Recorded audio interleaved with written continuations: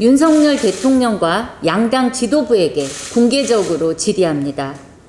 우리가 정치를 하는 것은 공적인 문제를 다루기 위해서입니다. 다시 말해 시민이 직면한 다양한 문제를 정치적 논쟁을 통해 다루고 무엇이 시민에게 보편적으로 이로운지 정하는 것입니다. 제가 요즘 언론에 보도된 중심적인 정치 문제 몇 가지를 사례로 들어보겠습니다. 최근 법무부 장관과 민주당 최강욱 의원 간에 벌어진 법사위 논쟁은 과연 공적인 것일까요? 한동훈 장관과 최강욱 의원이 함께 연관된 사건을 두고 국회 상임위장에서 내가 피해자, 네가 가해자를 다투는 토론에서 과연 공적인 가치를 발견할 수 있습니까? 누가 봐도 이것은 사인간 책임 공방일 뿐입니다. 또 다시 정치적 논쟁의 중심에 선 대통령 배우자의 팬클럽 문제도 그렇습니다.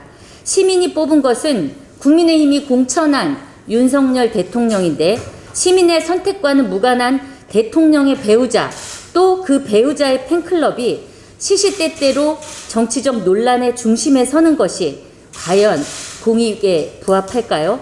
이런 논란은 보편적 시민의 이익과 아무런 관련이 없는 것입니다. 시민이 정치를 통해 기대하는 것은 그래도 정치가 시민들이 직면한 어려움을 해결하는 수단이라고 믿기 때문입니다. 황색 전월에 실릴 법한 가십거리를 찾는 것이 아닙니다. 지금처럼 사사로움이 우리 정치 공간을 가득 채운다면 시민은 도대체 어디에 자신의 어려움과 좌절을 호소할 겁니까? 복지 사각지대의 새 모녀가 스스로 목숨을 거두거나 하청 노동자들이 어렵게 타결된 합의 이행을 요구하며 일주일 넘게 또 단식을 하고 있다는 사실. 지난 대선에서 여야를 가로질러 가장 큰 공감대를 이뤘던 사회 양극화 해소 문제는 아주 드물게 정치 공간에 등장할 뿐입니다. 더 늦어지기 전에 달라져야 합니다.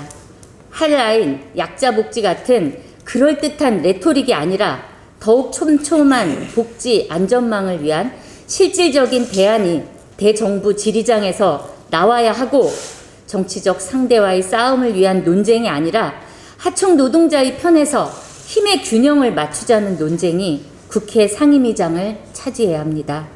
정치적이되 인간적인 싸움으로 정치가 내 삶을 구원하는 가장 믿음직한 수단임을 보여줘야 합니다. 아무리 완벽한 정치라도 사사로운 논쟁과 논란은 피할 수 없습니다.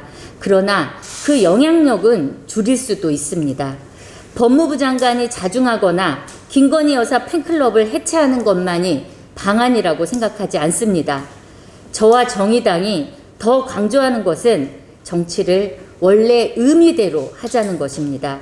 민생과 불평등, 사회 양극화 문제 등 시민의 이익에 부합하는 문제들을 정치의 맨 위에 세우자는 것입니다. 대통령과 여야 의원들이 수시로 만나 대선에서 함께 약속했던 연금 개혁이나 사회 양극화를 해결하기 위한 정책을 두고 토론하는 것이 과연 그렇게 어렵습니까? 저와 정의당은 그렇게 어려운 일이 아니라고 생각하는데 대통령과 두 정당의 지도부의 생각은 어떤지 저는 오늘 이 자리에서 공개적으로 질의합니다.